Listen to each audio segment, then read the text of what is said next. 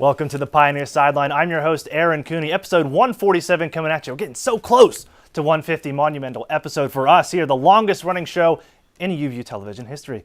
I'm your host, Aaron Cooney, and we're going to jump right in. We're talking about women's soccer right off the bat. After 10 days off, they had 2 games this weekend, taking a look at Saturday and Sunday with their 2 games on the weekend, taking on Brescia Saturday. And, coming off of a long road off, they got the first victory there on Saturday afternoon, 3-0 win, taking on Brescia down in Kentucky.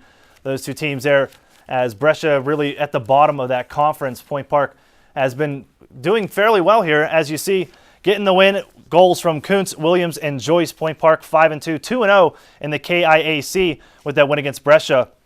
And right now, with that win, they tie for the most wins in program history. And then on Sunday, I should say, Point Park with another big win.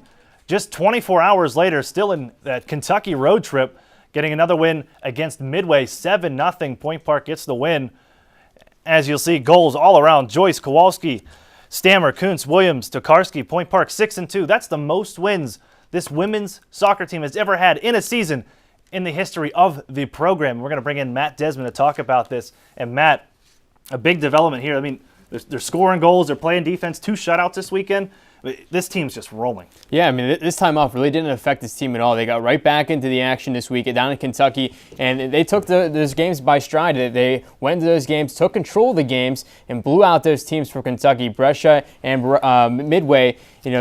10 goals on the road trip. They outshot their opponents 57-11 in those games. This team looked really strong, and you have to like the young talent on this team. You look at Megan Kuntz. She has 8 goals and 5 assists on the season. That's good for 21 points on the team, which is leading the team. So, this young core is really forming together and really putting up some good stats. You talk about that young core, but one of the big things I think we're looking at here is they're also very deep. But this is sophomores and freshmen coming off the bench to come out and play. How has Maggie Kuhn been able to develop these players instantly and just put them right out there to play? Oh, yeah, I think it's really, they're getting a chemistry out there. And I think you look at this team, Allison Joyce, she's a freshman that just jumped into the bunch there, that got some playing time, a defensive midfielder. She's just getting on the score sheet now. But you look at Tolarski, she's the freshman midfielder / forward up there. She has 5 goals on the season. And once you get those people into the lineup and the young talent in there, and they start to get the feel for the ball and they get to see it go in the back of the net, that's going to boost their morale, and they're going to be playing more comfortable out there. And I think that's all they need to do is just boost that confidence. And once they see the success out in the field, it's just going to continue. And now that recognition's already there with a few players of the week here. And Matt, you went and investigated that for us here. Point Park, not just recognition around campus here for us, but nationally in the conference, big things happening. Oh, yeah, definitely. You look at this conference, and last year in the AMC, Point Park started to have some success. But this year, all that success is coming together, and it's really showing on the field. You look at Point Park right now, they're 6-2 overall, 3-0 in the KIAC. And, the team below them is the Carlos Celtics, the former AMC foe. I really think it's going to come down to those former AMC opponents. It could be 2 former AMC opponents going there for the KIAC championship when we go down the road there. We're getting there as we move through October. Let's look at the men's side of soccer here, Matt. And they got a few days off as well, after about 9 days off from their game against Damon. And we talked about this last week. How much would this hurt the long layoff for Point Park? They had a game today, and they got the win, as you'll take a look, against another out-of-conference opponent. A 4-2 victory for Point Park just a few hours ago. That game wrapped up. But again, to be with a hat trick, they're getting goals from their goal scorers, and that's huge. Eniek Errico, a goal himself in the 13th minute. Point Park, at the time, they've given up the lead, and we've seen that happen, but the talent is there to put up goals. Yeah, you saw this year the Point Park Pioneers, they went out there and they got a lot of new blood, a lot of that international talent to come to Point Park and play for them. But now you're seeing that old blood come back into play for the Point Park Pioneers, and this men's team's really starting to come together. You look at Francis Tubby. He was a player that had 9 goals last year for this team. Now he has 6 after this hat-trick performance against Wittenberg today.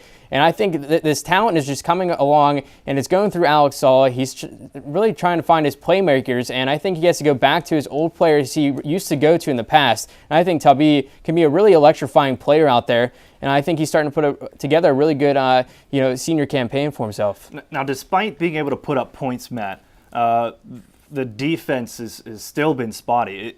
Can Point Park turn this around? And there's still, you got the whole month of October to go and play, and there's still a lot of KIAC soccer to be played. But that's something, at least I feel, needs to be turned around.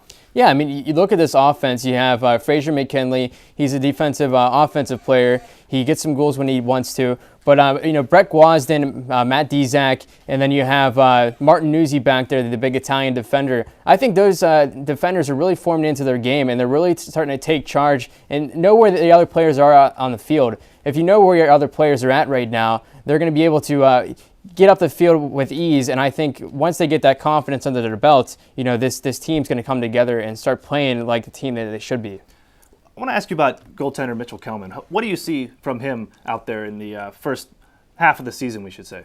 Well, I think he's doing very well out there. You looked at last year, Zigo Donald, he was the main goalkeeper for the Pioneers. And Kelman, we really didn't know a lot about him, but last year he got some playing time. And Kelman's he's a vocal goalkeeper, and that's what you want back there. You don't want an unexperienced crew like they have right now that it doesn't have a lot of chemistry, but they're out there right now listening to Kelman, and you need someone who can control the field out there, and that's exactly what Kelman's doing. I think he's a very good goalkeeper. Once he communicates with his defense, he's going to have a lot more success. Good stuff, Matt. Thank you very much.